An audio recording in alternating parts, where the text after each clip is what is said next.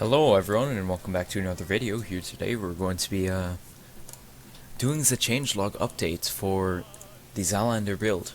This time I'm going to have just some Red Army choir music playing in the background so you don't have to listen to my voice and the Soviet theme over and over. So then, let's get started. First off, here we've got the action... I'll actually skip the action game, what is it? I mean the map changes. So let's start with the action game updates. First off, with vehicles, weapons, and skins, we have the new Soviet assault rifle, the AVS-36. Obviously, it's the new battle rifle that was updated into the game, patched into the game. It was put in as a counter to the SCG-44 that the Germans have, right here, and the M1 M2 Carbine that the Americans have, which is right here. All three of them are capable of fully automatic fire and single fire, so just keep that in mind.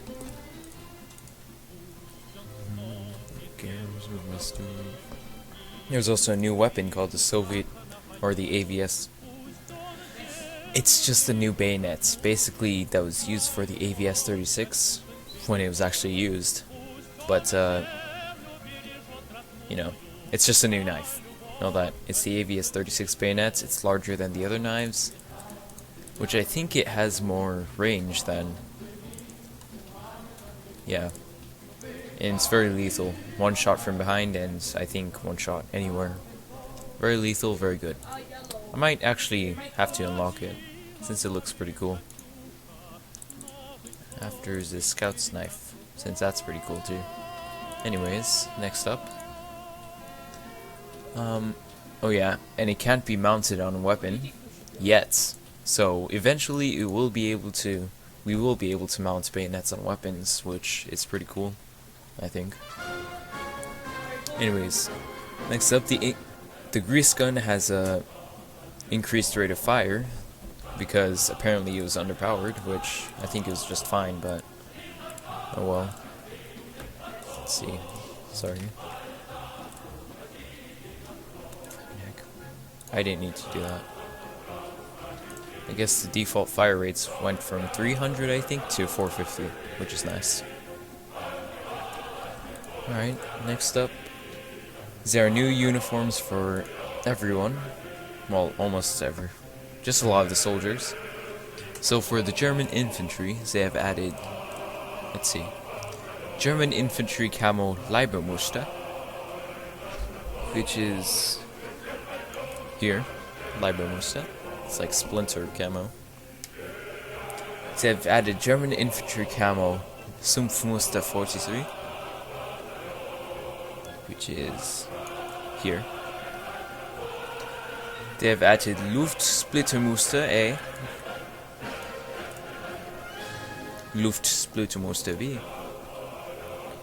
and Luftsplittermuster C. They have also added two German paratrooper camos called Sumpfmuster 43, similar to the German infantry one. Well, the same thing pretty much. And for German tanker, Leibmuster, which is this one, except I don't have a German tanker. Yeah, they've also added Leibmuster for the paratrooper. And they've added the same two for the tankman. And the same two for the German recon, which I can't show for German recon. I mean, tanker and recon, so very sorry. Let's see. They've added 4 new camos for the Soviet recon, which I think are actually pretty cool. Greenleaf A, of course, Greenleaf B, Greenleaf C, and Greenleaf D, all for the same price of 99,800 credits or 1,200 gold, which is actually less than the Amoeba camos, which is very nice. So I might actually get these camos. Like, I was thinking of Greenleaf A. Yeah, since it blends, or maybe B. Those two blend in the most with the environments in this game. Next up, there are new weapon skins for the Soviet AVS, of course, they've added birch. I'll show it on the SVT40 since it's the closest thing I have to it. They've added birch, Russian oak, Russian blackwood, and army paints. So practically the same thing as the SVT. Yeah. For the US M1917 revolver, they've added the Pro Black camo, which is Pro Black. I can't show that. I'm sorry.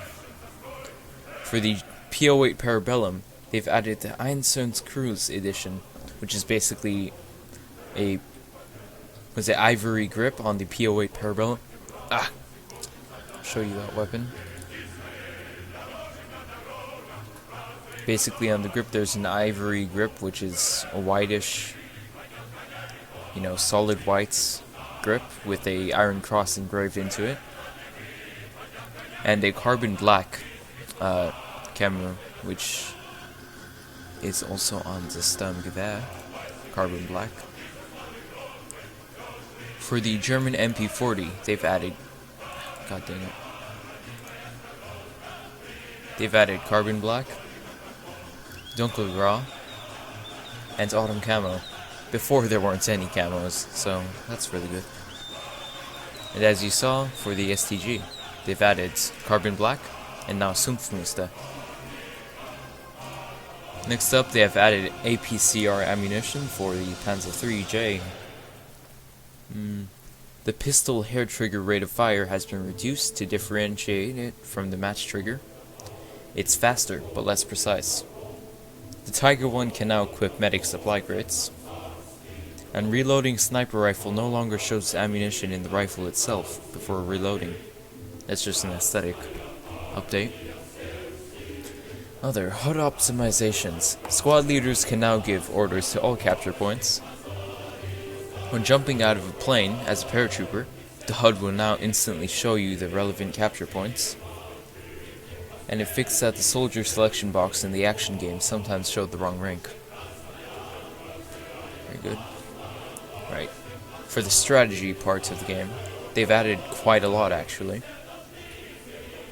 So for war battles now give 50% more XP for your rank and 50% more ribbon XP.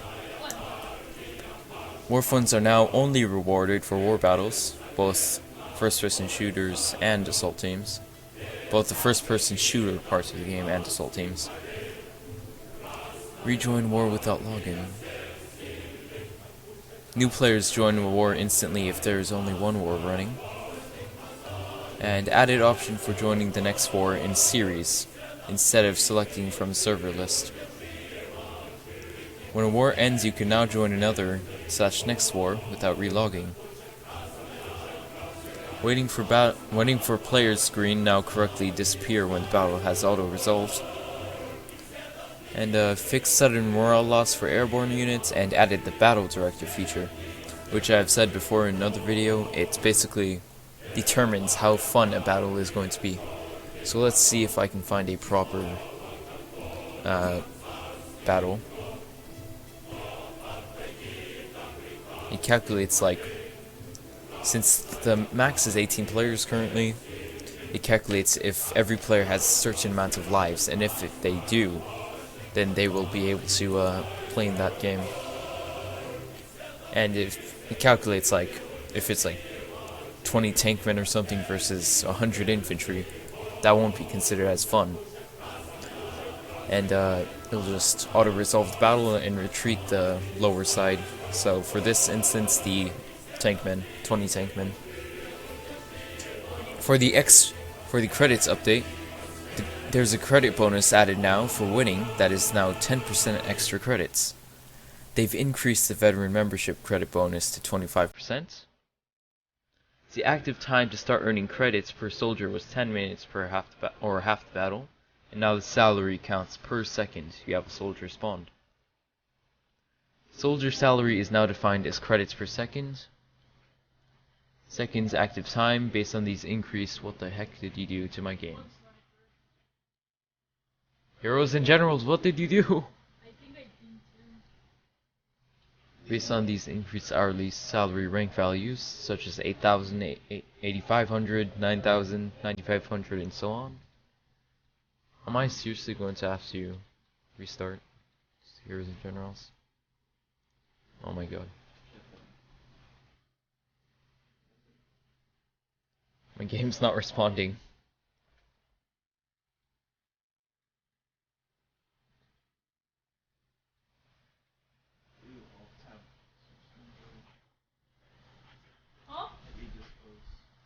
Yeah, it just froze because I think I did something bad that I didn't like. God. Yeah, I will. Just I'll be back. Yeah. Won't be that long. Gonna keep recording though, just cause.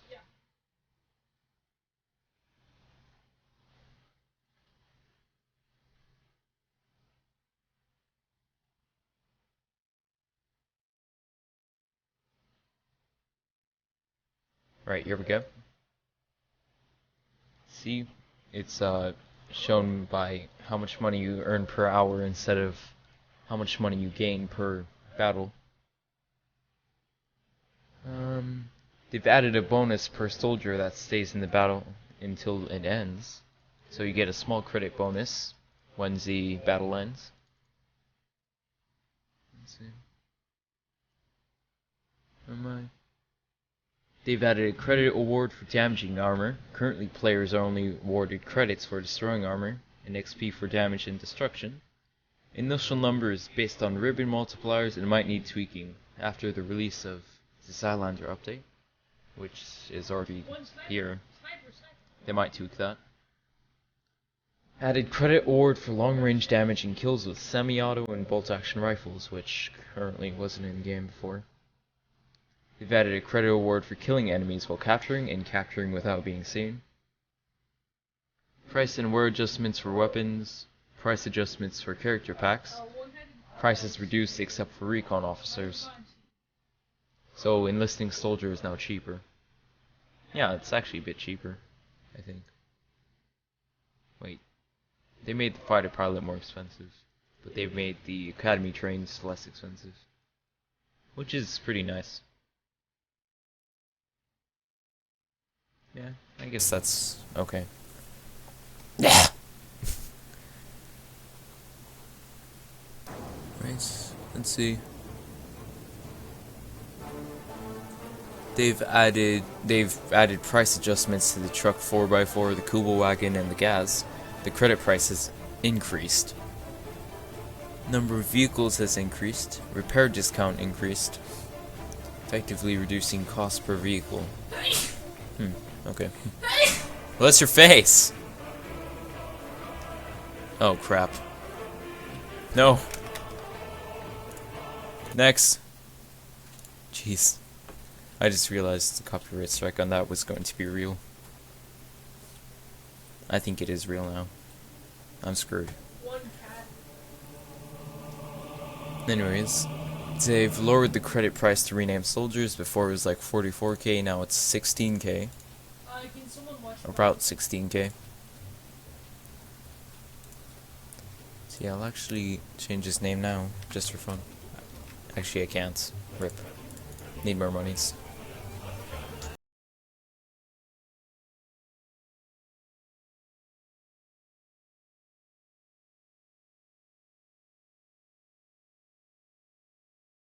Or supply crates to vehicles now works the same way as upgrades to weapons.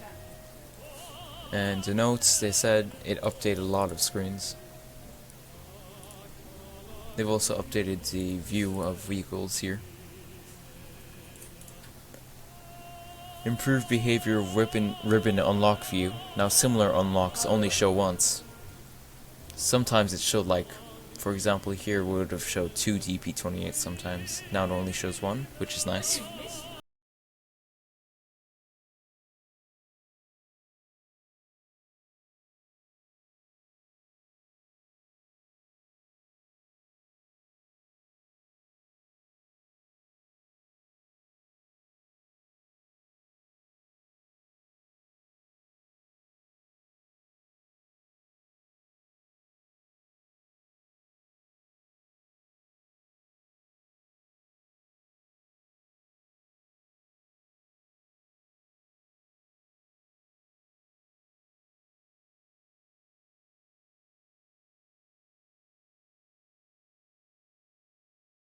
There isn't an assault rifle ribbon.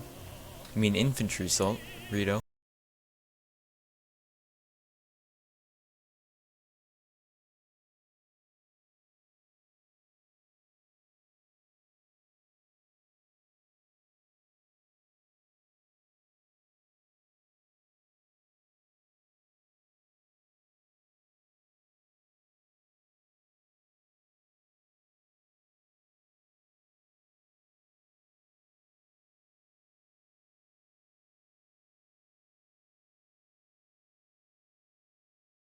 PTRD now levels up tank destruction ribbon. The STG-44 now levels up infantry assault ribbon. HE ammunition for the M5A1 Stuart can now also be bought from the upgrade window. They've maxed out ribbons to no longer show in the battle report as still leveling up.